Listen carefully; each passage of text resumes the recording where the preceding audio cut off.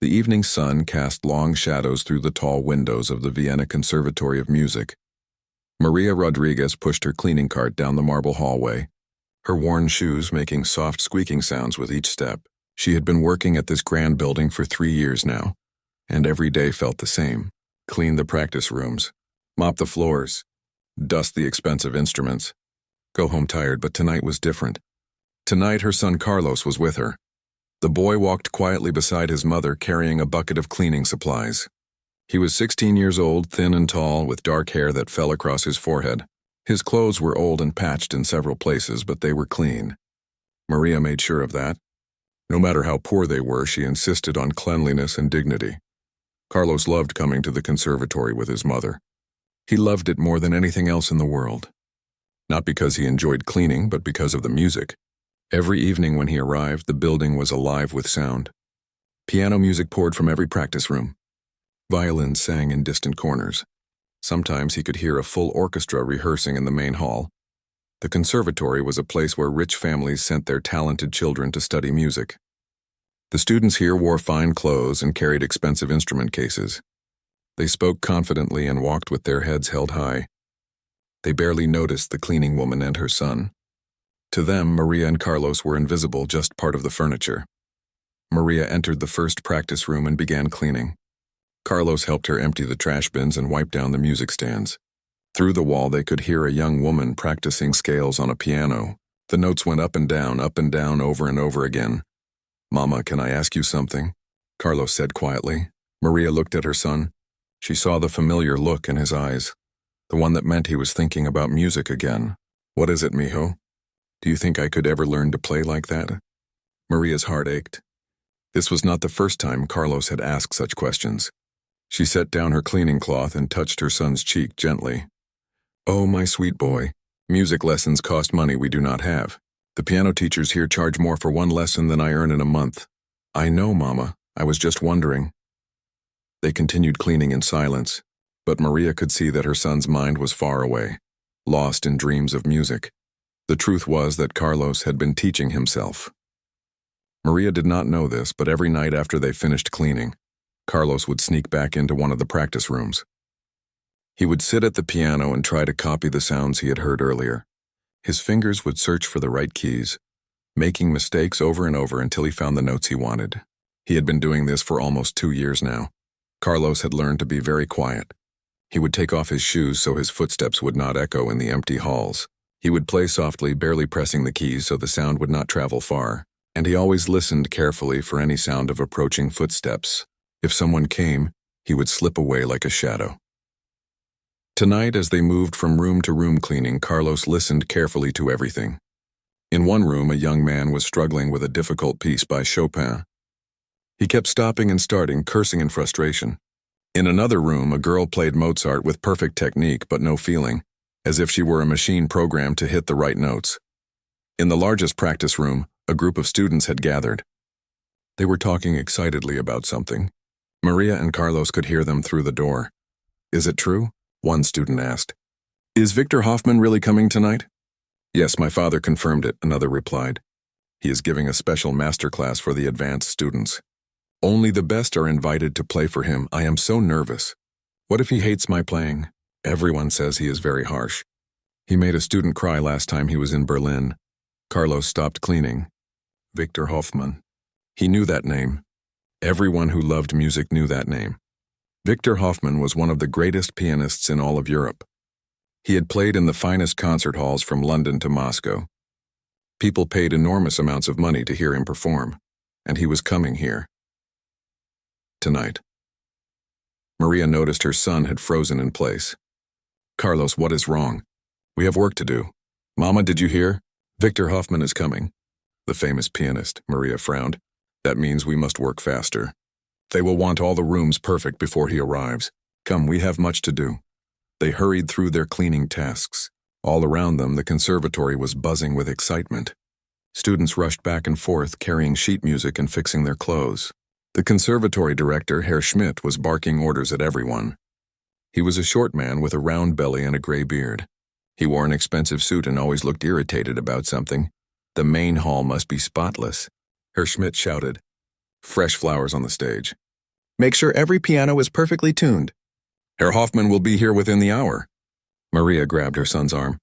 We must clean the main hall now, quickly. They rushed to the main hall with their cleaning supplies. It was a beautiful room with high ceilings and crystal chandeliers. At one end of the room sat a magnificent grand piano, black and shining like a jewel. The piano was worth more money than Maria would earn in her entire lifetime. Carlos stared at the piano as he swept the floor. He had never been this close to it before. The cleaning staff were usually not allowed near the expensive instruments. But tonight, in the rush to prepare for Victor Hoffman, no one was paying attention to what Maria and her son were doing. Be careful around that piano, Maria whispered to Carlos. Do not even breathe on it too hard. If you damage it, we will be thrown out immediately. Carlos nodded, but he could not take his eyes off the beautiful instrument. His fingers ached to touch those keys. He wondered what it would feel like to play on such a perfect piano. All his secret practice had been on old, out-of-tune instruments in the back practice rooms. But this piano must sound like heaven itself. Students began filling the main hall. They sat in the rows of chairs, whispering nervously to each other. Some held sheet music, preparing for their chance to play for the great maestro. Others came just to watch and learn. Maria and Carlos finished their cleaning and started to leave, but Herr Schmidt stopped them. You two stay in the back corner. We may need you to clean up quickly if anyone spills something. But stay out of sight and stay silent. I do not want the maestro disturbed by the help. So Maria and Carlos stood in the shadows at the back of the hall. Carlos was happy. This meant he would get to see Victor Hoffman in person. He would get to hear the great pianist speak about music. A few minutes later, the hall fell silent. Everyone stopped talking and turned toward the door. A man entered the room. Victor Hoffman was tall and thin, with silver hair and sharp blue eyes. He wore a perfect black suit and carried himself like royalty. He was probably 60 years old, but he moved with the grace of a much younger man. His face was stern, with deep lines around his mouth that suggested he did not smile often. The maestro walked to the front of the hall without greeting anyone. He sat in a chair facing the grand piano and looked at the gathered students with an expression that might have been boredom or disappointment. Herr Schmidt rushed forward, bowing slightly. Herr Hoffman, we are so honored by your presence. Our finest students are prepared to play for you. They have been practicing for weeks. Victor Hoffman waved his hand dismissively. Yes, let us begin. I have another appointment later tonight. The first student approached the piano nervously. She was a girl of about 18, wearing an expensive blue dress. Her hands trembled as she arranged her sheet music. She began to play a piece by Schubert. Carlos listened intently from his corner. The girl played well. Her technique was good and she made very few mistakes. But Victor Hoffman stopped her after only 2 minutes. Enough, he said coldly. You play the notes correctly, but you do not understand what you are playing. Schubert wrote this piece about loss and longing. You play it like you are reading a shopping list. Next. The girl's face turned red. She gathered her music and hurried back to her seat, tears in her eyes. The next student played Beethoven. Victor Hoffman let him finish, but his critique was even harsher. Technically adequate, emotionally dead. You have learned the notes, but you have not learned the music. Next. One after another, students played for the maestro. One after another, he dismissed them with cutting comments. Some he stopped after only a few measures. Others he allowed to finish before destroying their confidence with his words. Carlos watched and listened to everything. He noticed things that the maestro was saying. It was not enough to play the notes correctly. You had to feel the music. You had to understand what the composer was trying to say. Music was not just sound. It was emotion and story and human experience. In the back corner, Maria was worried. She could see the expression on her son's face. She knew that look. Carlos was not just watching. He was learning. He was imagining himself at that piano. Stop thinking such thoughts, she whispered to him. That world is not for people like us. But Carlos barely heard her. His whole attention was focused on the piano and the music and Victor Hoffman's words. After about an hour, the master class was finished. Victor Hoffman stood up and addressed the students. You are all technically proficient. Your parents have paid for excellent instruction, but most of you will never be true musicians. You play music the way a carpenter builds a table, following instructions without inspiration. True music comes from the soul, not from the fingers. He paused and looked around the room with those sharp blue eyes. Perhaps one or two of you have the potential for greatness, but potential means nothing without passion, and passion cannot be taught. With that, Victor Hoffman turned and walked toward the door, but then he stopped and patted his pockets. He frowned and turned around. "I have left my pocket watch. Give me a moment." He walked back toward the front of the hall, searching around his chair. The students began talking among themselves, discussing the harsh master class. Herr Schmidt followed Victor Hoffman, apologizing for something. Maria saw her chance. "Come, Carlos. We can leave now while everyone is distracted. We will go home." They slipped out of the main hall and into the corridor, but then Carlos stopped walking. "Mama, I need to use the bathroom. I will meet you at the front door in 5 minutes." Maria was tired and wanted to go home, but she nodded. 5 minutes, no more. We have a long walk home." Carlos hurried away, but he did not go to the bathroom. He went back toward the main hall. His heart was pounding in his chest. He knew he should not do what he was thinking of doing. It was crazy. It was dangerous. His mother would be furious. They could both lose everything, but something inside him was stronger than fear or common sense. It was a hunger that had been growing for years, a need that he could not ignore any longer. The main hall was nearly empty now. Most of the students had left, disappointed and upset by Victor Hoffman's harsh words. Herr Schmidt was walking the maestro toward a side door, discussing something about dinner arrangements. Carlos slipped into the hall and moved toward the grand piano like a magnet pulled to iron. His heart felt like it would burst from his chest. His hands were shaking. He reached out and touched the piano keys. They were cool and smooth under his fingertips. Beautiful. He pressed down on one key very gently. A single note rang out, pure and perfect. It was the most beautiful sound Carlos had ever heard in his life. He pressed another key, and another. He was so lost in the moment that he did not hear footsteps approaching from behind him. "What do you think you are doing, boy?" The voice was cold and sharp as a knife. Carlos spun around and found himself staring into the face of Victor Hoffman. The great pianist stood 3 feet away, his eyes blazing with anger. Carlos opened his mouth, but no words came out. His mind went blank with terror. Victor Hoffman stepped closer. "I asked you a question. What are you doing touching this piano? Do you have any idea what this instrument is worth? It is worth more than your family earns in a lifetime." The maestro's voice had risen. Other people heard and came running. Students peered in through the doorway. Herr Schmidt rushed over, his face turning purple with rage. "You!" the director shouted, pointing at Carlos. "How dare you? Where is your mother? I will have you both thrown out immediately." Guards Maria appeared in the doorway. When she saw her son standing at the piano with all these angry people surrounding him, her face went pale. She rushed forward. "I am so sorry, so sorry. Please, he is just a boy. He meant no harm. Carlos, come away from there right now." She grabbed her son's arm, trying to pull him away, but Carlos planted his feet and did not move. Something had changed inside him at that moment. All his life he had been invisible. All his life he had accepted his place in the shadows. But standing there at that beautiful piano, with the greatest pianist in Europe staring at him, something broke free inside Carlos Rodriguez. He looked directly into Victor Hoffman's eyes and spoke. His voice shook, but it was clear. "With respect, Herr Hoffman, I believe I can play anything you just heard tonight." For a moment there was complete silence in the hall. Then someone laughed. Another person joined in. Soon the entire room was filled with laughter. Students who had been dismissed by Victor Hoffman were now laughing at the poor cleaning woman's son, who dared to claim he could play piano. Maria was mortified. She pulled harder on her son's arm. "Carlos, stop this nonsense. Apologize right now." But Victor Hoffman held up his hand. The laughter stopped. The maestro studied Carlos with a strange expression, somewhere between amusement and curiosity. "You believe you can play?" Victor Hoffman said slowly. "You? A boy who probably cannot even read music, think you can play piano like my trained students?" "I can try, sir," Carlos said. His voice was stronger now. Victor Hoffman smiled, but it was not a kind smile. It was the smile of a cat that has cornered a mouse. "Very well, boy. I will give you a chance. Play for me Beethoven's Moonlight Sonata, the third movement. If you can complete even the first page without mistakes, I will personally give your mother a month's wages. But when you fail, and you will fail, you and your mother will leave this building and never return. Herr Schmidt, you agree to these terms?" The director nodded eagerly. Oh yes, absolutely. This boy has no business here anyway. Maria was crying now. Please, Carlos, do not do this.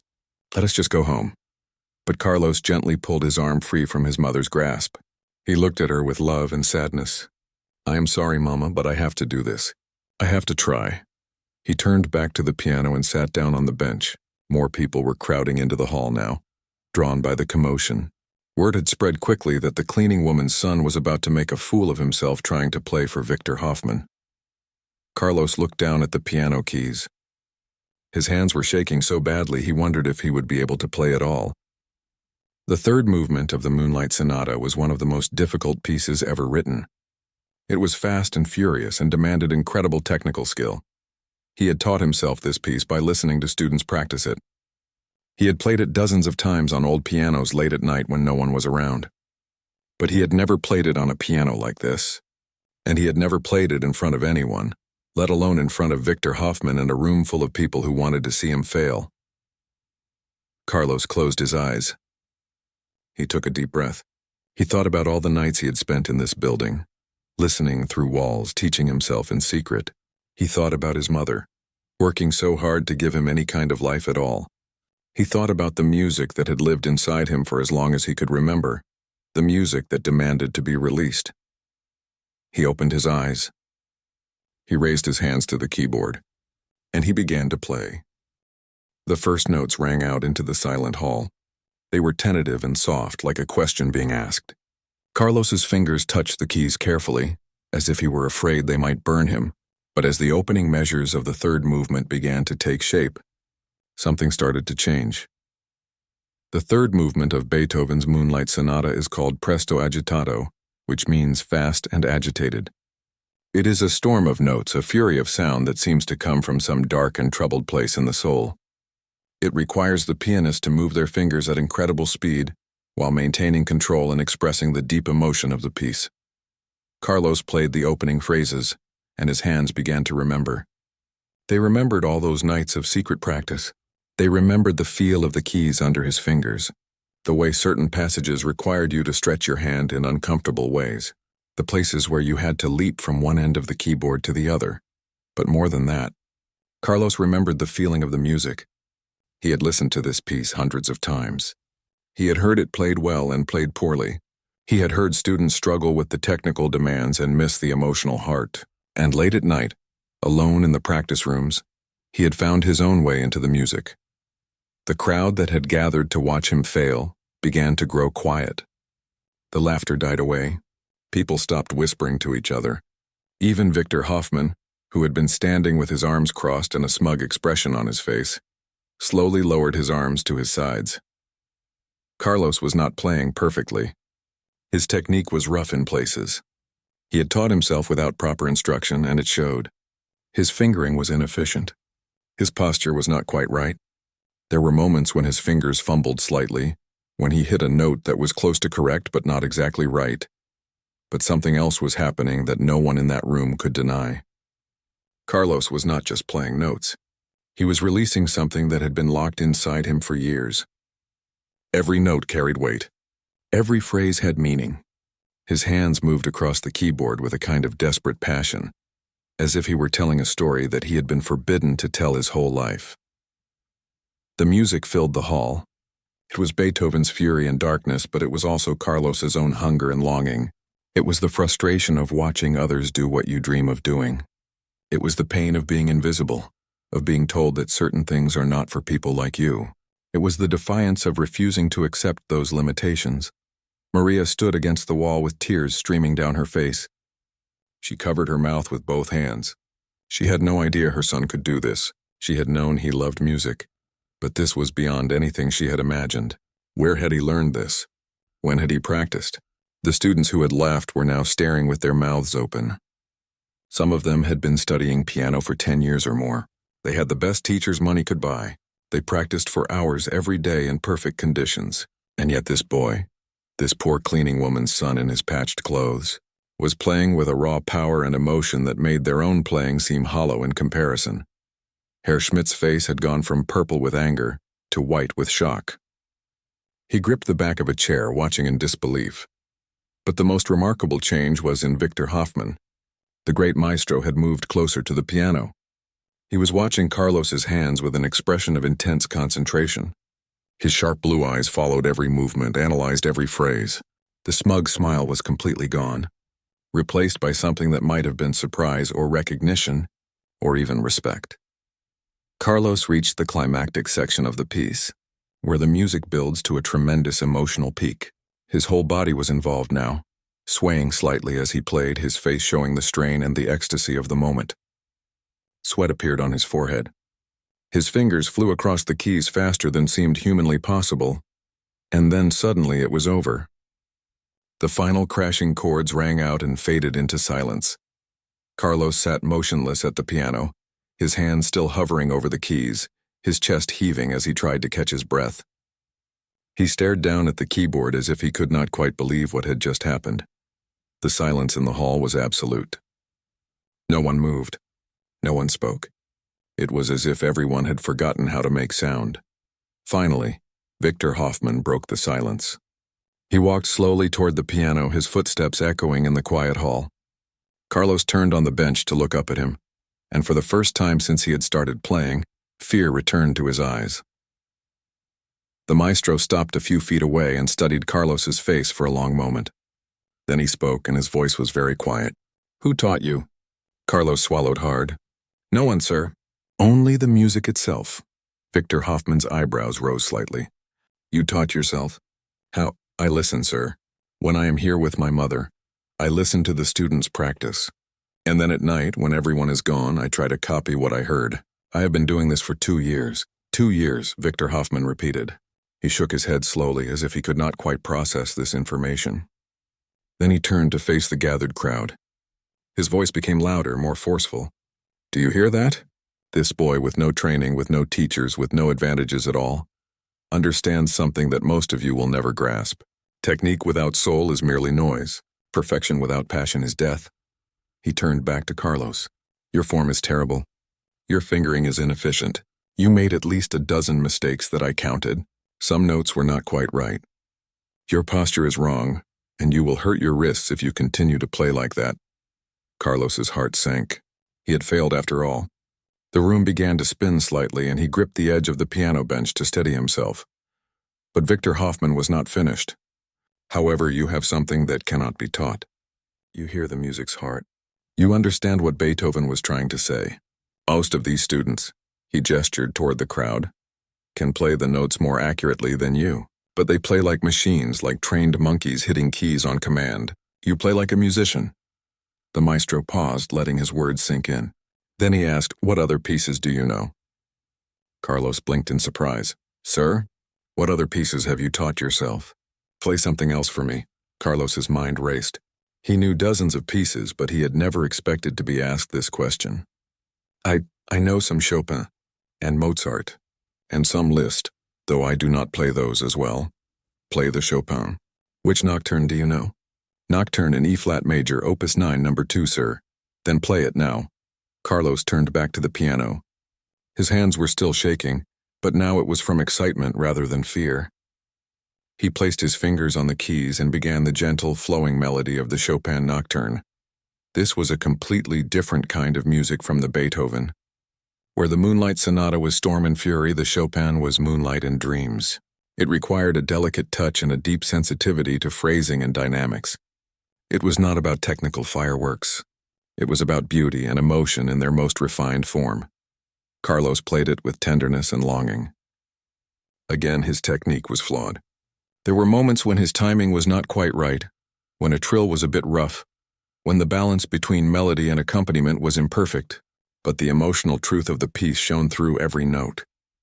He played it like someone singing a love song to something they could never have.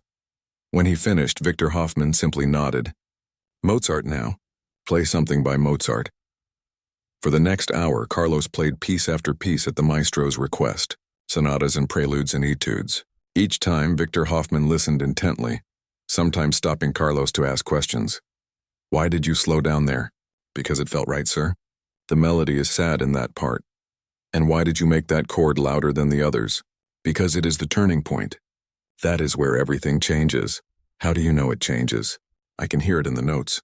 The harmonies shift. Beethoven is telling you that something important is happening. Victor Hoffman would nod, ask another question, then instruct Carlos to play something else. The crowd remained, transfixed by this strange examination. No one wanted to leave. They had come expecting to see a fool humiliate himself. Instead, they were witnessing something extraordinary, though most of them did not fully understand what it was. Maria had stopped crying, but she remained pressed against the wall, afraid to move or speak. She kept thinking this must be a dream. Soon she would wake up in their tiny apartment, and this would all be revealed as fantasy. Herr Schmidt stood to the side, his expression confused and angry. He did not like where this seemed to be heading. This boy had no place in his prestigious conservatory. Rules were rules. Standards were standards. You could not just let any poor street child wander in and start playing the pianos. Finally, after Carlos had played his way through much of his self-taught repertoire, Victor Hoffman held up his hand. Enough. I have heard sufficient. Carlos stopped playing and turned to face the maestro. He was exhausted. His hands ached. His mind was spinning, but he felt more alive than he had ever felt in his life. Victor Hoffman looked at Herr Schmidt. Director, I have a proposal to make. Herr Schmidt stepped forward nervously. Yes, Herr Hoffman? I will personally sponsor this boy's education. He will study here at this conservatory, under my direct supervision, full scholarship, room and board if needed. Books, instrument access, everything. The hall erupted in chaos. Students gasped and began talking all at once. Some were outraged.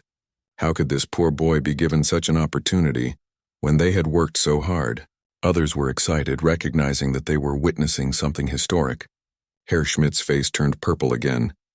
But Herr Hoffman, the director sputtered, that is simply not possible. We have protocols. We have standards. This boy has no formal training. He cannot even read music properly, I would guess. How can we admit someone like that? What would the other families say?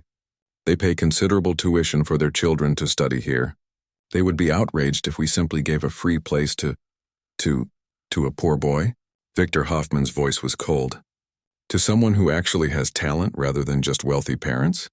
Let me make myself clear, Director Schmidt.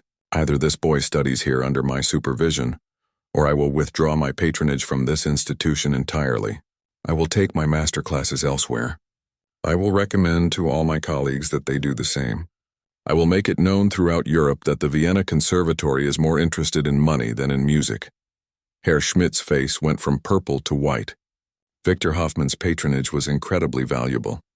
His name brought prestige to the conservatory. Students came here because Hoffman occasionally taught master classes. Wealthy families donated money because they wanted their children to have the possibility of learning from the great maestro. But surely we can discuss this privately, Herr Schmidt said weakly. There must be some compromise we can reach.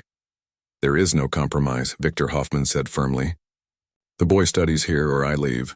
You have until tomorrow morning to decide. Send your answer to my hotel. He turned to Carlos and Maria. The mother and son stood together now, Maria's hand gripping her son's arm tightly. Both of them looked overwhelmed and frightened. You, boy, what is your name? Carlos Rodriguez, sir. Carlos Rodriguez.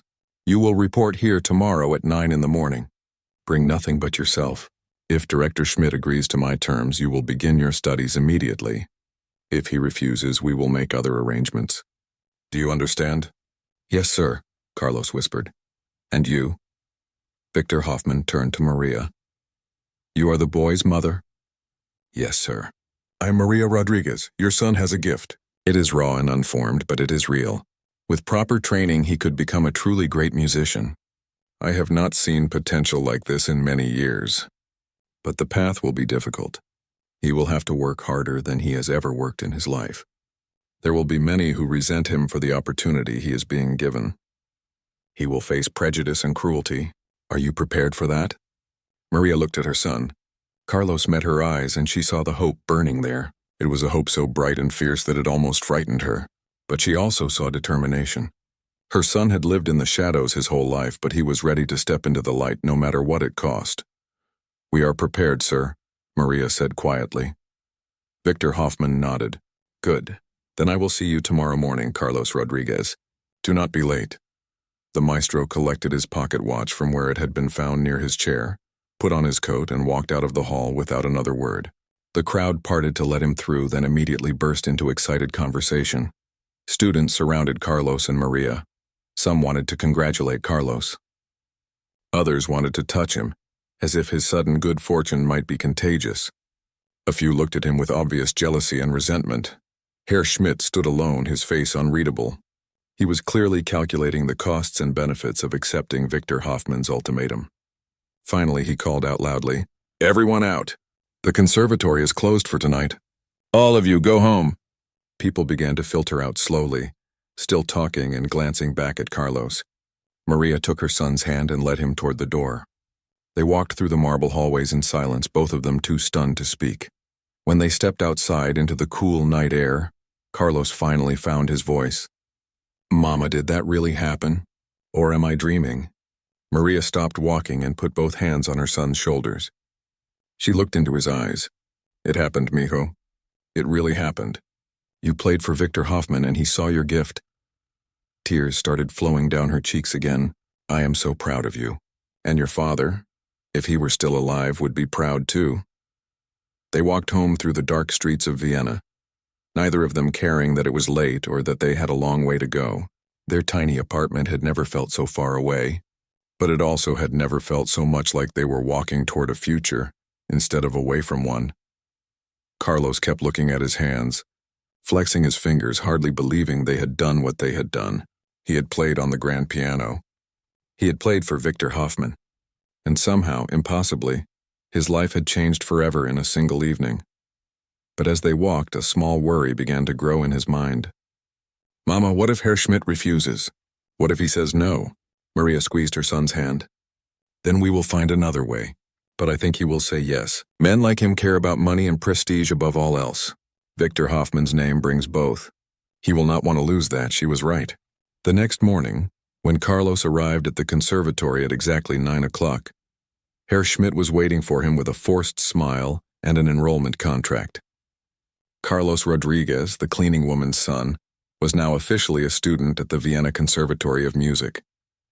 The first few weeks were the hardest of Carlos's life. Harder than all the nights he had taught himself piano in secret. Harder than all the years of watching other children have opportunities he could only dream about. Harder than anything he had ever experienced. Victor Hoffman had not exaggerated when he said the path would be difficult. Carlos arrived at the conservatory that first day wearing his best clothes, which were still shabby compared to what the other students wore. Herr Schmidt had given him a schedule, a locker, and a practice room assignment. Then he had left Carlos standing alone in the hallway, unsure where to go or what to do. Other students passed by him, whispering and pointing. Some looked curious. Most looked hostile. By the end of that first day, Carlos understood why. He was an outsider who had been given something they felt he had not earned. He had skipped all the auditions, all the entrance requirements, all the normal procedures. He was there because Victor Hoffman wanted him there, and for no other reason. "It is not fair," Carlos overheard a girl saying to her friends. "My family paid thousands for my audition preparation. We hired the best teachers. I practiced 6 hours a day for 2 years to get accepted here. And this street boy just walks in because Hoffman felt sorry for him." Another student, a young man named Friedrich, was more direct. He cornered Carlos in the practice hallway on the second day. "You do not belong here, Rodriguez. Everyone knows you are only here because you made a spectacle of yourself. Hoffman will lose interest in you soon enough, and then you will be thrown out. You are nothing but a charity case." Carlos said nothing. He walked away and locked himself in his assigned practice room. He sat at the piano and cried for 10 minutes. Then he dried his tears and began to practice. Victor Hoffman had given Carlos a training program that was brutal in its intensity. Every morning at 6, Carlos had to be in the maestro's private studio for a 2-hour lesson. These lessons were nothing like the gentle encouragement Carlos had imagined. Victor Hoffman was demanding, harsh, and accepted nothing less than complete effort. "Your hand position is terrible," Hoffman would say, pushing Carlos's wrists into the correct angle. "If you continue like this, you will develop injuries that will end your career before it begins." Again, from the beginning. Carlos would start the piece again, trying to remember everything he was supposed to do. Keep his wrists straight, curve his fingers properly, use the weight of his arm, not just the strength of his fingers. Think about the phrase, not just the notes. Feel the music, but control it. Express emotion, but maintain precision. It was overwhelming. There were so many things to think about at once. Carlos had spent 2 years teaching himself, and in those 2 years he had developed many bad habits. Now Victor Hoffman was tearing down everything Carlos thought he knew and rebuilding it from the foundation. "You have natural musicality," Hoffman told him during one particularly frustrating lesson. "That is your gift. But natural talent only takes you so far. The rest is discipline, technique, and years of hard work. You must be willing to tear yourself apart and rebuild yourself as a true musician. Are you willing to do that?" "Yes, sir," Carlos said, though his hands ached and his head pounded from the effort of concentrating so intensely. "Then prove it." Again from the beginning. "And this time, pay attention to the dynamics in measure 43. You are playing everything at the same volume. Music is not a flat line. It is peaks and valleys. It is breadth and space and shape." Again. After the morning lesson with Victor Hoffman, Carlos had theory classes. These were a nightmare. Carlos had taught himself to play by ear, but he had never properly learned to read music. He could recognize basic notes and rhythms, but the other students were far ahead of him. They could sight-read complex scores. They understood harmony and counterpoint and musical structure at a level Carlos could not even imagine. The theory teacher, Professor Adler, was a thin man with wire-rimmed glasses and no patience for students who could not keep up. "Rodriguez, you are holding back the entire class. How can you not know what a diminished seventh chord is? This is elementary material." Carlos felt his face burn with shame as the other students snickered. He stayed after class to ask Professor Adler for extra help, but the professor simply sighed. "I do not have time to teach you what you should have learned years ago. You will have to figure it out on your own. I suggest you spend less time showing off at the piano and more time studying your fundamentals." So Carlos studied. He studied until his eyes hurt from reading. He borrowed textbooks from the library and worked through them page by page, teaching himself music theory the same way he had taught himself to play. Late at night, while other students were sleeping or socializing, Carlos was hunched over a desk, drawing staff lines and practicing intervals and memorizing the circle of fifths. His mother still worked at the conservatory, cleaning the same halls where her son now walked as a student. This created an awkward situation. Some students made cruel comments when they saw Maria pushing her cleaning cart. "Hey, Rodriguez, is it true your mother cleans toilets here? Does she clean your practice room too?" I heard his mother begged Hoffman to take him. "She probably offers to clean his house for free." Carlos learned to ignore these comments, though each one cut like a knife. Maria tried to avoid being seen during the hours when students were around, but sometimes it was unavoidable. When Carlos saw his mother in the hallways, they would exchange a brief look, and Maria would give him a small encouraging smile before continuing with her work. The other students were not the only problem.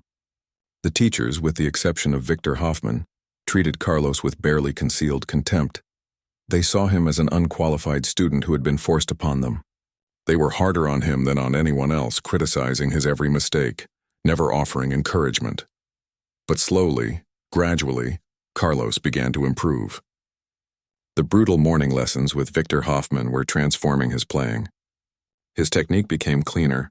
His hand position improved. He learned to control his dynamics, to shape phrases properly, to balance melody and accompaniment. The theory classes remained difficult, but Carlos's desperate studying was paying off. He started to understand the underlying structure of the music he loved. He began to see patterns and relationships that he had only felt intuitively before. His knowledge was still far behind the other students, but the gap was closing. 3 months into his studies, something happened that changed the dynamic at the conservatory. Victor Hoffman announced that he would be giving a recital at the Vienna Concert Hall, one of the most prestigious venues in the city.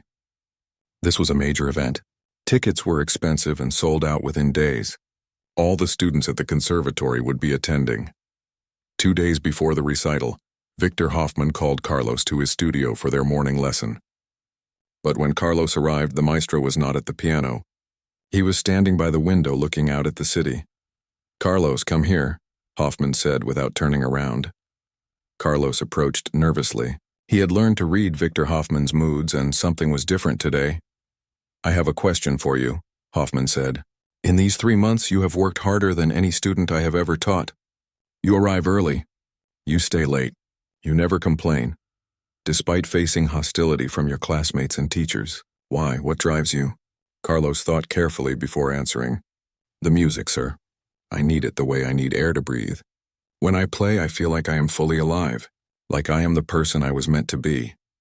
Victor Hoffman nodded slowly. Good, that's the right answer. A musician who plays for fame or money or to please others will never be great. You must play because you cannot imagine doing anything else. He turned to face Carlos. I am going to do something unprecedented. At my recital in 2 days, I am going to perform a duet.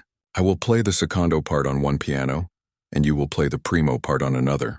We will perform Mozart's sonata for 2 pianos in D major. Carlos felt his legs go weak. Sir, I am not ready for something like that. I have never performed for an audience before.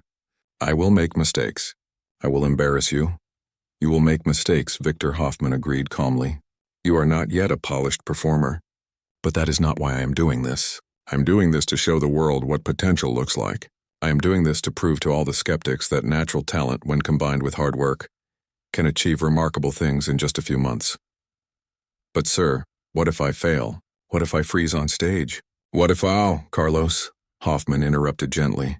Do you remember what you did 3 months ago? You walked up to a piano in front of hostile strangers and played your heart out. You had everything to lose and nothing to gain. Yet you did it anyway. This is no different. I will be beside you. We will make music together. Trust yourself. For the next 2 days, Carlos barely slept. He and Victor Hoffman rehearsed the Mozart duet for hours at a time. It was a joyful, playful piece that required the 2 pianists to work in perfect synchronization. Their parts intertwined, sometimes in harmony, sometimes in dialogue, like 2 friends having an animated conversation. Victor Hoffman was a completely different person during these rehearsals. The harsh, critical teacher disappeared, replaced by an enthusiastic partner who clearly loved the music. He smiled when Carlos played something well. Maria sat in the front row, wearing a simple black dress that was the nicest thing she owned. Victor Hoffman had personally given her a ticket and insisted she sit where she could see her son clearly. She looked nervous enough to be sick, but also fiercely proud. Carlos waited backstage, trying to control his breathing. He wore new clothes that Victor Hoffman had purchased for him, a proper black suit and shiny shoes. He looked at himself in the mirror and barely recognized the person staring back at him. Friedrich, the student who had been cruelest to Carlos, was also backstage. He had been chosen to turn pages for some of Victor Hoffman's solo pieces. When he saw Carlos, he sneered. Ready to humiliate yourself in front of the whole city, Rodriguez? Do not worry, we will all applaud politely when you fail. We would not want to embarrass Hoffman by showing our real feelings. Carlos turned away without responding. He had learned that engaging with Friedrich only made things worse.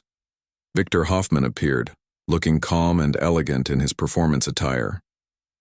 He placed a hand on Carlos's shoulder. Are you ready? I am terrified, sir. Good. A little fear sharpens the mind. Just remember what we practiced. Listen to me. I will guide you through it. He paused, then added more quietly. Carlos, whatever happens tonight, I want you to know that you have already exceeded every expectation I had. You have grown more in 3 months than most students grow in 3 years. I'm proud of you. Those words steadied Carlos more than anything else could have. Victor Hoffman was not a man who gave praise easily. Coming from him, those words meant everything. The concert began. Victor Hoffman performed several solo pieces first. He played with the mastery that had made him famous across Europe. The audience was transported, entranced by his artistry. Carlos watched from the wings, both inspired and intimidated. Then came the intermission. When the second half began, a stagehand wheeled out a second piano. The audience murmured with curiosity. This had not been listed in the program. Victor Hoffman walked onto the stage and addressed the audience. Ladies and gentlemen, I am going to do something different tonight. I am going to perform a duet with one of my students. 3 months ago, this young man had never received a single formal music lesson. He taught himself to play piano by listening through walls and practicing in secret after everyone else had gone home. Tonight, I want to show you what can happen when natural talent meets dedication and hard work. Please welcome Carlos Rodriguez. Carlos walked onto the stage. His legs felt like they might give out at any moment. The lights were bright and hot. The audience was a dark mass of faces. He could see his mother in the front row. her hands clasped together as if in prayer. He sat at his piano. Victor Hoffman sat at the other piano just a few feet away. Their eyes met. Hoffman nodded and Carlos nodded back. Victor Hoffman raised his hands and began to play the opening phrase of the Mozart duet. After 4 measures, Carlos joined in.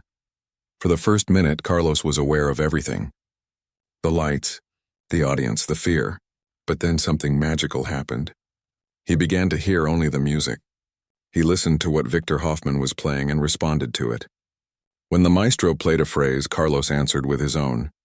When their parts came together in harmony, it felt like 2 voices singing as one. The Mozart was full of life and energy and humor. There were moments of great beauty and moments of playful mischief. Carlos found himself smiling as he played. He glanced at Victor Hoffman and saw that the maestro was smiling too. Carlos did make mistakes. There were a few wrong notes. Once he came in half a beat too early and had to quickly adjust. But these small errors did not matter. What mattered was the communication between the 2 pianists, the sense of joy and partnership that filled the music. The final chords rang out, and Carlos and Victor Hoffman released the keys at exactly the same moment. For a heartbeat there was silence. Then the audience erupted in applause. People stood up. Some were shouting, "Bravo!" Maria was crying openly, clapping so hard her hands must have hurt. Carlos stood and bowed, feeling dizzy with relief and happiness. Victor Hoffman came to stand beside him and put his arm around Carlos's shoulders, presenting him to the audience like a father presenting his son. As they walked off stage together, Victor Hoffman leaned close and said, "See? You did not need to be perfect. You just needed to be authentic." After the concert, people crowded around Carlos backstage. Some wanted to congratulate him. Others wanted to meet the student Victor Hoffman had spoken about so dramatically. Even Herr Schmidt approached, suddenly warm and friendly now that Carlos had been validated in front of Vienna's cultural elite. But the most important moment came when Maria finally reached her son. She wrapped her arms around him and held him tight, not caring that important people were watching or that her simple dress looked shabby next to their finery. "You were wonderful, mijo," she whispered. "Your father would have been so proud." Carlos held his mother and let himself cry. These were tears of relief, of joy, of release. 3 months ago he had been invisible. Tonight he had stood on the stage of the Vienna Concert Hall and made music with one of the greatest pianists in Europe. The path ahead was still long. He still had so much to learn. There would still be people who resented him and teachers who doubted him. But tonight Carlos Rodriguez had proven something important. He had proven that he belonged. The performance at the Vienna Concert Hall changed everything for Carlos. Overnight, he went from being the outsider whom everyone resented to being the student everyone was curious about. The newspapers wrote articles about the cleaning woman's son who had performed with the great Victor Hoffman. One writer called Carlos a diamond found in the rough, proof that genius can emerge from anywhere. But the attention brought new challenges. Some students became friendly toward Carlos, but he soon realized that many of them just wanted to be associated with his sudden fame. They invited him to study groups and social events, but their smiles felt false. Friedrich and his closest friends remained openly hostile, but they were more careful now. Victor Hoffman's public endorsement had given Carlos a protection he had not possessed before. The teachers at the conservatory changed their behavior as well. Professor Adler, who had been so dismissive of Carlos in theory class, now called on him regularly and praised his progress. The other instructors no longer made snide comments about his background. Carlos found this shift almost more uncomfortable than the earlier hostility. At least the hostility had been honest. The only person who treated Carlos exactly the same as before was Victor Hoffman. During their morning lessons, the maestro remained as demanding and critical as ever. If anything, he pushed Carlos even harder. The performance was adequate, Hoffman said during their first lesson after the recital. But adequate is not good enough. You have potential, but potential unrealized is just wasted opportunity. Now that people know your name, they will have expectations. You must work twice as hard to meet those expectations. Carlos did work harder. He practiced until his fingers were sore. He studied theory until he dreamed in chord progressions. He attended every masterclass and concert he could, absorbing knowledge like a sponge soaks up water. The conservatory library became his second home. He would sit for hours, studying scores by the great composers, analyzing their techniques, trying to understand what made their music immortal. 6 months after his public debut, Carlos was sitting in the library when he noticed a girl watching him. She was small and delicate, with red hair pulled back in a braid and intelligent green eyes behind wire-rimmed glasses. He had seen her around the conservatory before. Her name was Anna Brenner, and she was one of the violin students. "You are Carlos Rodriguez," she said, approaching his table. "Yes," Carlos replied, expecting her to ask for some favor or to want something from him because of his association with Victor Hoffman. But instead she said, "I heard you practicing yesterday. You were working on the Chopin Ballade No. 1. You played the coda section 12 times, and each time you stopped at the same measure. You were rushing the tempo there. May I show you something?" Carlos was surprised. No student had ever offered to help him before. "Please," he said. Anna pulled out a pencil and a sheet of music paper. She quickly sketched out the measure that had been troubling him. "The problem is that you are thinking about this phrase wrong. You are treating these notes as a single unit, so you accelerate through them. But if you break it into 2 smaller phrases and breathe between them, the tempo will naturally settle." She was right. Carlos looked at the notation she had drawn and immediately understood. "Thank you," he said sincerely. "That is very helpful." Anna smiled. It was a genuine smile, not the fake friendliness he had gotten used to from others. "I know what it is like to struggle with something and have no one willing to help. Most students here are too competitive. They think that helping others somehow diminishes their own success. But I believe music is better when we share knowledge." From that day forward, Carlos and Anna became friends. She was the first real friend he had made at the conservatory. They would study together in the library, help each other with difficult passages, and attend concerts together. Anna came from a middle-class family. Her father was a doctor and her mother was a teacher. They were not wealthy like most conservatory families, but they were comfortable. Anna understood what it was like to be slightly outside the inner circle of privilege. Though her experience was nothing like Carlos's poverty, Anna also helped Carlos navigate the complex social world of the conservatory. She explained the unwritten rules and the subtle hierarchies. She warned him about which teachers were fair and which ones held grudges. She taught him how to deflect the jealousy of other students without creating enemies. "You have to understand," Anna told him one day, as they sat on a bench in the conservatory courtyard. "Most of these students have been groomed for success their entire lives. They have had every advantage. Then you appear with nothing and you succeed anyway. It threatens their entire worldview. They need to believe that their privilege earned them their place here. You prove that it did not. So what should I do?" Carlos asked. "Keep being yourself. Work hard, be humble. Eventually talent wins. The people who matter will recognize it. The others do not matter anyway." As the months passed, Carlos continued to grow as a musician. Victor Hoffman introduced him to more challenging repertoire. They worked on Rachmaninoff and Prokofiev, composers whose music demanded both technical mastery and deep emotional expression. Hoffman also began teaching Carlos about performance psychology, how to manage nerves, how to connect with an audience, how to recover from mistakes. "A concert is not about perfection," Hoffman told him. "Perfection is for recordings where you can do multiple takes. A live performance is about communication. It is about taking the audience on a journey with you. Small mistakes do not matter if the overall journey is compelling." In his second year at the conservatory, Carlos was required to give a solo recital. This was a standard part of the curriculum, something every student had to do. But for Carlos, it carried extra weight. People would be watching to see if his success with Victor Hoffman had been a fluke or the beginning of a real career. Carlos chose his program carefully. He would play Bach's Italian Concerto, which would showcase his developing technical control. He would play Schubert's Impromptu in G-flat major, which would demonstrate his lyrical sensitivity. And he would end with Liszt's Hungarian Rhapsody No. 2, a virtuosic showpiece that would prove he could handle the most demanding music. The preparation was grueling. Victor Hoffman worked with him on every detail of every piece. Hand position for this phrase, pedaling for that section, how to voice this chord, how to shape that melody. Nothing was left to chance. Anna helped him prepare as well.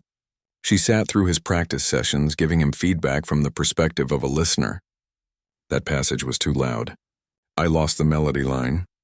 Or "that section felt rushed. Give it more space." Her observations were always honest and helpful. Carlos's mother came to hear him practice whenever she could spare time from her work. She would sit quietly in the back of the practice room, her eyes closed, a small smile on her face. Carlos knew she did not understand the technical aspects of what he was doing, but she understood the love and dedication he poured into every note. 2 weeks before the recital, disaster struck. Carlos was practicing the list, working on a particularly demanding passage that required large leaps across the keyboard. He pushed himself too hard, practicing for hours without proper breaks. A sharp pain shot through his right wrist.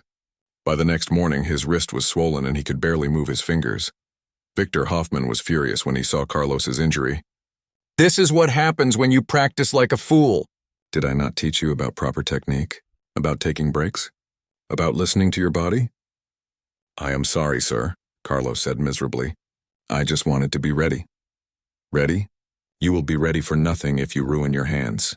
Hoffman took a deep breath, calming himself. Go see Dr. Brenner, Anna's father. He treats musicians. He will tell you what needs to be done. Dr. Brenner examined Carlos's wrist carefully. You have strained the tendons, he said.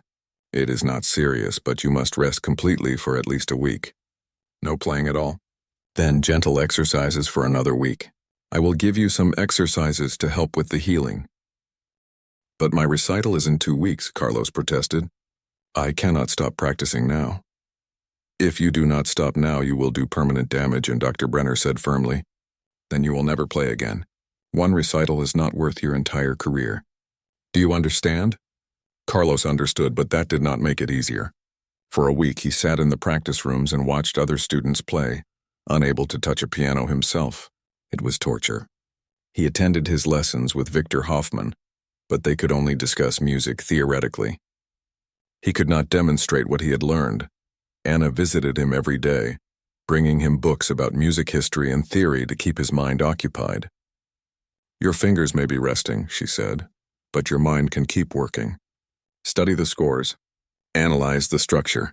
Understanding the music intellectually will help when you can play again. When Carlos was finally allowed to play again, he had only 1 week before the recital. His wrist was still tender, and he had to rebuild his stamina carefully. Victor Hoffman created a modified practice schedule that would prepare him without risking further injury. You will not be at your best, Hoffman said bluntly, but you will be good enough. The important thing is that you get through this experience. Stage experience is valuable, even when the circumstances are not ideal. The night of the recital arrived. The hall was full. All the conservatory students and faculty were there. Maria sat in her usual place in the front row. Anna's family came to support both their daughter's friend and to see how Dr. Brenner's patient had recovered. Even some of the people who had heard Carlos perform with Victor Hoffman returned, curious to see how he would do on his own. Carlos walked onto the stage. His wrist was wrapped in a light bandage under his sleeve. His hands trembled slightly as he bowed to the audience. He sat at the piano and took several deep breaths. The Bach started well. The piece was not too physically demanding, and Carlos's fingers felt responsive. He made a few small mistakes, but he kept going, maintaining the flow of the music. When he finished the Bach, he felt a surge of confidence. He could do this. The Schubert was beautiful. This was the piece Carlos loved most in his program. It was tender and lyrical, full of gentle emotion. He poured his heart into it, forgetting about his injury, forgetting about the audience. For those few minutes, there was only the music and the piano and the story he was telling. The applause after the Schubert was warm and genuine. Carlos stood and bowed, feeling more relaxed. He had survived the first 2 pieces. 1 more to go, but the list was a different challenge. It was a long, demanding piece that required tremendous physical stamina and technical brilliance. Carlos started well, navigating the opening sections with confidence. But about halfway through, his wrist began to hurt. The pain was not severe, but it was there, a constant reminder of his injury. Carlos pushed through the pain, but it affected his playing. He missed a few notes in a rapid passage. A difficult leap was not quite clean. His left hand, overcompensating for his weaker right hand, began to tire. By the time he reached the famous ending section, Carlos was struggling. His wrist hurt badly now, and his fingers felt heavy and slow. But he refused to give up. He thought about all the obstacles he had overcome. He thought about his mother. sitting in the audience who had sacrificed so much for him. He thought about Victor Hoffman, who had taken a chance on an untrained boy. He thought about everyone who had said he did not belong here. Carlos gathered his remaining strength and attacked the final pages of the list with everything he had. The pain in his wrist was intense, but he ignored it. His fingers flew across the keyboard. The music rose to its triumphant conclusion, and Carlos struck the final chords with force and conviction. He released the keys and sat frozen, his chest heaving, his wrist throbbing. The audience erupted in applause. People stood up. Carlos stood and bowed, trying to smile, trying to look confident. But as he walked off the stage, the adrenaline that had carried him through the performance drained away, and he felt suddenly exhausted. Victor Hoffman met him backstage. The maestro's expression was unreadable. "Your wrist?" he asked. "It hurts," Carlos admitted. "I know. I could see it in your playing. The list was not your best work, but you finished. That takes courage." Hoffman paused, then added, "You have learned an important lesson tonight. Pushing through pain may feel heroic, but it is often foolish. A smart musician knows when to protect themselves, even if it means disappointing an audience. Are you angry with me, sir? No. I am disappointed that you injured yourself through careless practice. But I am not angry. You are learning. Mistakes are part of learning. Just do not make the same mistake twice." Later that night, after the crowd had dispersed, Carlos sat alone in the empty recital hall. His wrist ached and his spirits were low. The performance had not been a disaster, but it had not been the triumph he had hoped for. He had proven he could perform, but he had also revealed his limitations. Anna found him there. She sat down beside him without speaking at first. Finally, she said, "You were brave tonight. Everyone could see you were in pain, but you kept going. That matters. I should have been smarter. I should have rested more before the injury happened. Probably. But you are 18 years old and learning. Everyone makes mistakes. The question is whether you learn from them." Carlos looked at his friend. "Thank you for helping me prepare. And thank your father for treating my wrist. We help each other," Anna said simply. "That is what friends do." They sat together in the quiet hall, and Carlos realized something important. His journey was not about being perfect. It was not about never making mistakes or never facing setbacks. It was about perseverance, about learning, about growing. It was about having people who believed in him and helped him along the way. The path to becoming a great musician was long and difficult. But Carlos Rodriguez was no longer walking that path alone. 3 years had passed since Carlos first walked into the Vienna Conservatory as a student. 3 years of early morning lessons with Victor Hoffman, 3 years of grueling practice and difficult classes, 3 years of slowly earning respect from people who had once looked down on him. Now at 19 years old, Carlos stood at a crossroads in his musical journey. It was time for his graduation recital. This was not just another student performance. The graduation recital was the final test, the moment when students proved they were ready to become professional musicians. For Carlos, it carried even more significance. This would be his chance to show how far he had come from that night 3 years ago when he had played Moonlight Sonata with trembling hands in front of a hostile crowd. Victor Hoffman called Carlos to his studio one morning in early spring. The older man looked tired. He had been traveling frequently for concerts, and the strain was showing in his face. But his eyes were still sharp and focused. "Sit down, Carlos," Hoffman said. "We need to discuss your graduation recital." Carlos sat, feeling nervous. He had already been thinking about his program for weeks. "You have come very far," Hoffman continued. "When I first heard you play, you were raw and untrained. Now you are a skilled musician with solid technique and genuine artistry. But there is one more thing you need to learn before you can truly call yourself a complete pianist." "What is that, sir?" "You need to learn to be yourself." Hoffman leaned back in his chair. "For 3 years I have been molding you, shaping your technique, training your hands and your mind. That was necessary, but now you must find your own voice. Every great musician has a distinctive style, a unique way of interpreting music. You have been so focused on learning the right way to play that you have forgotten to discover your own way." Carlos frowned, confused. "But you taught me that there are correct techniques, proper interpretation, or... Yes, there are fundamentals that must be respected. But within those boundaries, there is infinite room for personal expression. 2 pianists can play the same piece with perfect technique, but one will move you to tears and the other will leave you cold. The difference is authenticity, personal truth." Hoffman stood and walked to the window. For your graduation recital, I want you to choose pieces that speak to your own story.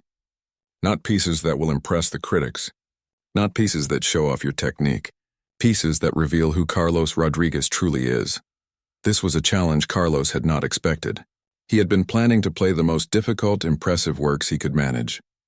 Now Victor Hoffman was asking him to do something much harder. To be vulnerable. To be honest. To be himself. Over the next few weeks, Carlos thought deeply about his program. He talked with Anna, who helped him understand what Hoffman meant. Think about your journey, she said. Where you came from. What music means to you. Choose pieces that connect to that story. Finally, Carlos decided on his program. He would begin with Bach's Goldberg variations, or at least a selection of them. Bach was mathematical and perfect, but also deeply spiritual. Carlos had always found comfort in Bach during his hardest times. The order and beauty of Bach's music had given him hope when everything else felt chaotic. For his second piece, Carlos chose Beethoven's Piano Sonata No. 17, known as The Tempest. This was not the most famous Beethoven sonata, but it was Carlos's favorite. It was stormy and emotional, full of struggle and triumph. It reminded him of his own battles against doubt and prejudice. And for his final piece, Carlos made a bold choice. He would play an arrangement of traditional Spanish folk songs. These were the songs his mother had sung to him when he was a child, the melodies of his heritage. They were not sophisticated or impressive in the way conservatory audiences usually valued. But they were honest. They were him. When Carlos told Victor Hoffman his choices, the maestro smiled. It was a rare, genuine smile. Good. Now you're thinking like an artist. But I warn you, the Spanish folk songs will surprise people. Some will not understand. Some will think you are not taking the recital seriously. Are you prepared for that? Yes, sir. These songs are important to me. They deserve to be heard. Then play them with pride. The weeks leading up to the graduation recital were intense. Carlos practiced constantly but differently than before. He was not just trying to play notes correctly. He was trying to find the deeper meaning in every phrase to connect each piece to his own experience. The Bach became a meditation on order and faith. The Beethoven became an expression of his struggle and determination. The Spanish folk songs became a love letter to his mother and his roots. Maria had saved money for months to buy a new dress for the graduation recital. When Carlos saw her preparing for the concert, he felt tears come to his eyes. His mother had given up so much for him. She still worked as a cleaning woman at the conservatory, though the director had tried several times to fire her. Now that her usefulness in employing her son had passed, only Victor Hoffman's continued protection kept her employed. You are beautiful, Mama, Carlos said. Maria smiled and touched her son's cheek. And you are everything I dreamed you could be, mijo. Your father would be so proud. I wish he could have lived to see this day. The night of the graduation recital arrived. The Vienna concert hall was filled to capacity. All of Carlos's classmates were there, including Friedrich, who would graduate the same year. Anna sat with her family, giving Carlos an encouraging smile. The conservatory faculty filled several rows, and scattered throughout the audience were people from Vienna's musical community who had heard about the cleaning woman's son and wanted to see what he would become. Victor Hoffman sat alone in a box seat, watching everything with his usual intense focus. Carlos spotted him and they exchanged a brief nod. Carlos walked onto the stage wearing the finest clothes he had ever owned. Victor Hoffman had insisted on buying him a proper concert suit, saying that appearance mattered in the professional world. But Carlos wore something else as well, a small pin on his lapel that had belonged to his father. It was a simple thing made of cheap metal, but it connected him to his past. He sat at the piano and took a moment to center himself. The hall fell silent. Then Carlos began to play. The Bach was crystalline and perfect. Carlos played with mathematical precision, but also with warmth and humanity. Each variation was a small meditation, a moment of reflection. The audience listened with rapt attention. This was not showy or dramatic playing. It was pure, honest, and deeply moving. When the Bach concluded, there was a moment of silence before the applause began. Carlos stood and bowed, then sat again without leaving the stage. No break. He would play all three pieces without pause, taking the audience on a continuous journey. The Beethoven Tempest Sonata exploded into the silence. Where the Bach had been contemplative, the Beethoven was passionate and turbulent. Carlos played with controlled fury, channeling all the frustration and determination he had felt over the past 3 years. This was the sound of someone refusing to give up despite every obstacle. This was the sound of fighting for your dreams. The slow movement of the Beethoven was heartbreakingly beautiful. Carlos played it like a prayer, like a moment of peace in the middle of a storm. Some people in the audience were crying. This was not just technical skill. This was a young man's soul laid bare. The final movement returned to tempestuous energy, building to a powerful conclusion. The last chords rang out, and Carlos let them fade completely before moving directly into his final selection. The Spanish folk songs began simply. A gentle melody, a mother's lullaby. Carlos played it with tenderness and nostalgia. He thought of his mother sitting in the audience, of all the nights she had sung to him, of all the sacrifices she had made. The melody was simple, but Carlos played it with such love that it became profound. The songs continued, each one building on the last. A playful dance, a sad ballad, a triumphant celebration. These were not sophisticated concert pieces. They were the music of ordinary people, of workers and families, of his people, and Carlos played them with pride, claiming his heritage in front of this elite audience. Some people in the audience looked confused. This was not what they expected from a conservatory graduation recital. But others understood. Anna was crying. Maria was crying. And in his box seat, Victor Hoffman was nodding slowly, a look of deep satisfaction on his face. The final song was joyful and bright, a celebration of life and resilience. Carlos played it with his whole heart, and when the last notes faded, he stood and bowed deeply. For a moment, nothing happened. The audience seemed uncertain how to react. Then someone began to clap. Then another. Then the entire hall erupted in applause. People stood up. They cheered. The ovation went on and on. Carlos bowed again and again. He looked for his mother and saw her standing, tears streaming down her face, clapping harder than anyone. He looked for Anna and saw her beaming with pride. He looked for Victor Hoffman and saw the maestro standing in his box, applauding with dignity and approval. Carlos left the stage but was called back for multiple bows. Finally, the applause died down and people began to leave. But Carlos's journey was not over yet. Backstage, Victor Hoffman waited for him. The older man embraced Carlos, something he had never done before. "You have become the musician I hoped you would be," Hoffman said quietly. "Not just technically proficient, but artistically honest. You found your voice tonight. I learned from the best teacher, sir. Perhaps. But the real credit belongs to you. You took every difficulty and turned it into strength. You faced every doubt and proved it wrong. That is not something I could teach you. That came from inside you." Over the next hour, Carlos received congratulations from dozens of people. Professors who had once dismissed him now praised his performance. Fellow students who had been hostile now seemed genuinely impressed. Herr Schmidt made a point of telling Carlos that the conservatory was proud of him, conveniently forgetting that he had once tried to have Carlos expelled. But the most important moment came when Maria finally reached her son. She held him tightly, and Carlos let himself be small again for just a moment, let himself be the child who had needed his mother's comfort. "I am so proud of you," Maria whispered. "So proud I cannot even say it properly in words. I could not have done any of this without you, Mama. Every note I played tonight was because of your love and sacrifice." Anna approached with her family. Dr. Brenner shook Carlos's hand firmly. "That was extraordinary, young man. Truly extraordinary." Anna hugged Carlos. "You were perfect," she said. "Not technically perfect, but perfectly you. That is what mattered."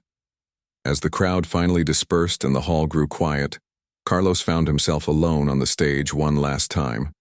He sat at the piano and played a single soft chord, then released it and listened to it fade into silence.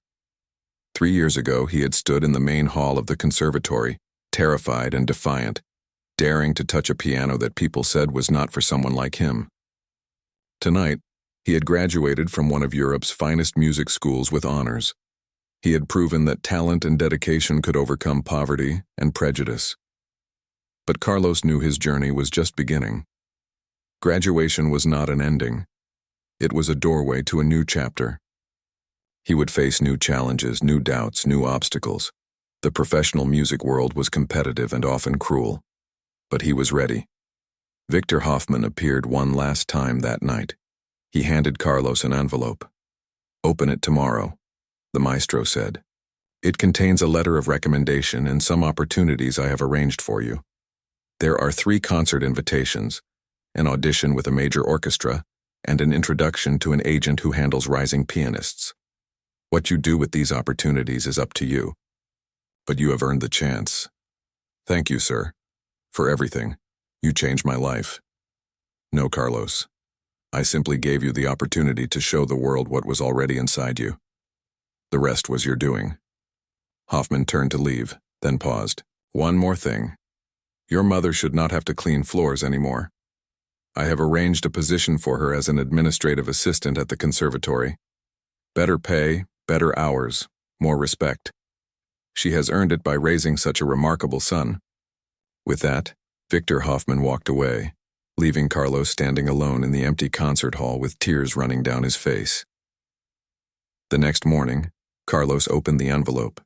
Inside, along with the letter of recommendation and the opportunities Victor Hoffman had mentioned, was a newspaper clipping. It was a review of his graduation recital. The headline read, "From cleaning halls to concert halls, Carlos Rodriguez proves that talent knows no boundaries." The review was glowing, but what struck Carlos most was the final paragraph.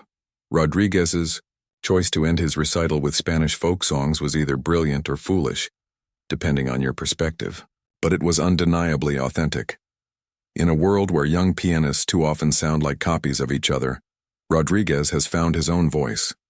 That voice speaks of struggle and triumph, of honoring one's roots while reaching for the stars. It is a voice we will be hearing for years to come.